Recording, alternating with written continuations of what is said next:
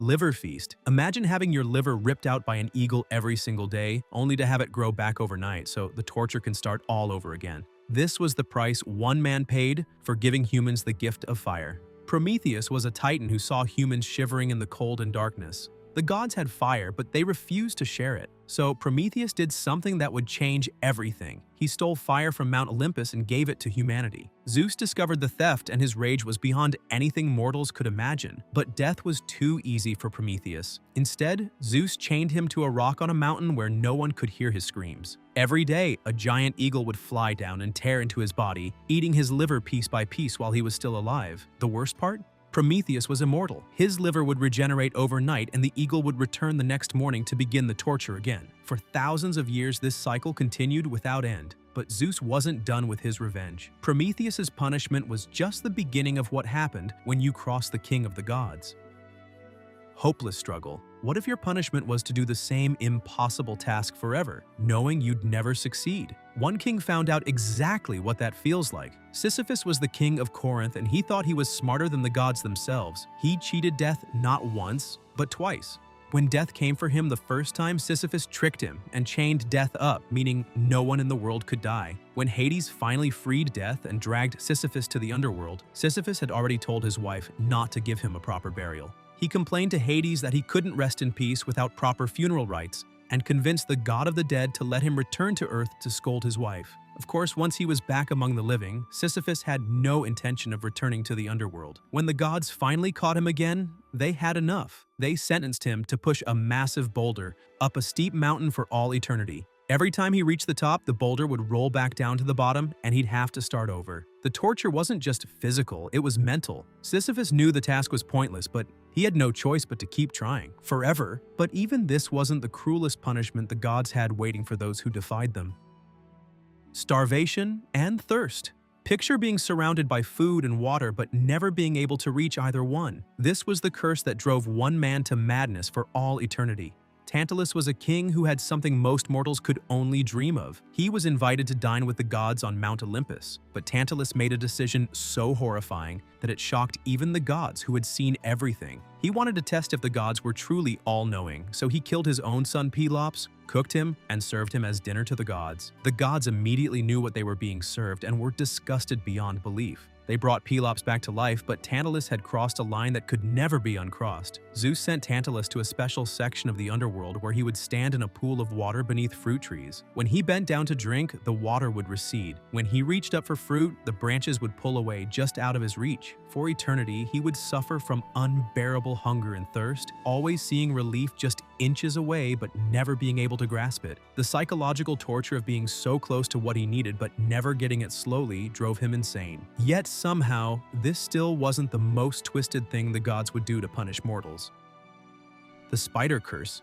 What happens when you claim to be better than a goddess at her own craft? You might end up with 8 legs and a craving for flies. Arachne was the most skilled weaver in all of Greece. Her tapestries were so beautiful that people said they rivaled the work of Athena herself, the goddess of wisdom and crafts. Most people would have been honored by the comparison, but Arachne let the praise go to her head. She started boasting that she was actually better than Athena at weaving. Word reached the goddess, who disguised herself as an old woman and warned Arachne to show more respect. But Arachne laughed and challenged Athena to a weaving contest. Athena revealed her true form and accepted the challenge. Both women created incredible tapestries, but Arachne's was flawless, and it depicted the gods' cruelest acts toward mortals. The tapestry was not only perfect, it was also an insult to the gods. Athena flew into a rage and destroyed Arachne's work. Then she transformed the girl into the first spider, condemning her to weave for the rest of her life. But now, instead of beautiful tapestries, Arachne could only create webs to catch her prey. The worst part? Arachne kept her human consciousness, so she knew exactly what she had become and what she had lost. But being turned into an animal was nothing compared to what happened to those who tried to escape their fate. The Wheel of Fire. Imagine being strapped to a burning wheel that spins through the sky for all eternity. This was the price one king paid for trying to seduce the queen of the gods. Ixion was a king who had already committed terrible crimes.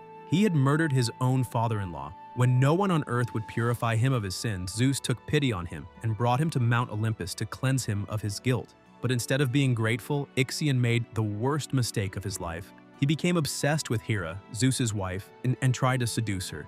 Zeus discovered Ixion's plans and decided to test him by creating a cloud that looked exactly like Hera. Ixion fell for the trick completely. He attacked the fake Hera, proving his intentions were real. Zeus had seen enough.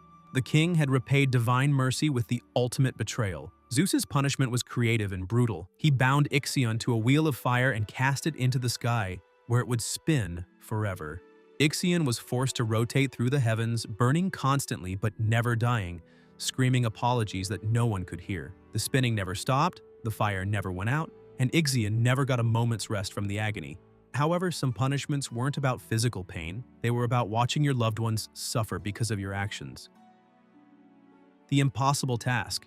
What if your punishment was to do the same pointless task forever, watching your work disappear the moment you completed it? 50 sisters learned this lesson the hard way. The 50 daughters of King Danaids were forced into marriage with their 50 male cousins. But their father had a dark plan. He ordered his daughters to kill their new husbands on their wedding night. 49 of the sisters obeyed and murdered their husbands in their beds. Only one sister, Hypermnestra, spared her husband because he had respected her wishes and didn't force himself on her. The other 49 thought they had gotten away with the perfect crime. When they died and went to the underworld, Hades had a special punishment waiting for them. Picture this: 49 women standing in a line, all carrying water jugs, all desperately trying to fill a massive bathtub. Their arms ached, their backs broke from carrying the heavy vessels, but they kept running back and forth with hope in their eyes. But the bathtub had holes in the bottom. Every single drop they poured drained away instantly. You could see the hope die in their faces each time. For just a moment, they'd think maybe this time would be different.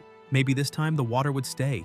It never did. 49 voices crying out in frustration. 49 women collapsing from exhaustion only to get up and try again. The cruelest part wasn't the physical pain, it was that spark of hope that ignited every time they picked up their jugs, and the crushing despair when they watched it all drain away, forever, with no end in sight. But the gods didn't always punish crimes. Sometimes they punished the innocent, turning victims into monsters. The monster born from injustice. What if you were punished for being the victim of a crime? One woman's story shows how the gods could be more terrifying than any monster they created. Medusa was once a beautiful priestess who served Athena in her sacred temple. She had taken vows of purity and devoted her life to the goddess. Her beauty was legendary. Men would travel from across Greece just to catch a glimpse of her flowing hair and perfect features. But beauty can be a curse when it attracts the wrong attention. Poseidon, god of the sea, saw Medusa and became obsessed with her. He didn't care that she was a priestess, didn't care about her vows, and didn't care that she served his rival Athena. One day, Poseidon cornered Medusa in Athena's temple and attacked her. She screamed for help. She prayed to Athena to save her, but no help came. The sacred temple was dishonored, and Medusa's life was destroyed in an instant. When Athena finally appeared, Medusa thought she would be saved. Instead, Athena was furious, not at Poseidon, but at Medusa. The goddess claimed that Medusa had allowed her temple to be dishonored and had broken her vows of purity. Athena's punishment was cruel beyond imagination. She transformed Medusa's beautiful hair into writhing snakes and cursed her face so that anyone who looked directly at her would turn to stone instantly. Medusa could never see another human face again without killing them. Now she was trapped in a body that killed anyone who looked at her. She was completely alone, hiding in caves, surrounded by the stone statues of people who had accidentally seen her face. Every statue was a reminder of another life she had accidentally taken, another person who would never go home to their family. She had been the victim, but she received the punishment. Poseidon faced no consequences at all, but even Medusa's curse wasn't the most physically brutal punishment the gods could devise. The giant torn apart forever. Imagine being ripped open every single day, your organs devoured while you're still alive, only to heal overnight so it can happen again. That was the fate of Tityos. The giant was so massive he covered 9 acres of ground, and he thought his size made him untouchable. His arrogance led him to attack Leto, the mother of Apollo and Artemis. The twins struck him down, but death was too merciful. In Tartarus, Tityos was chained to the earth while 2 vultures tore into his chest, feasting on his liver and intestines. Every night his body regenerated, and every morning the birds returned. His size, once his strength, became his curse. More flesh to shred, more agony to endure. Unlike Prometheus, Tityos wasn't just losing one organ. He was being devoured whole again and again for eternity.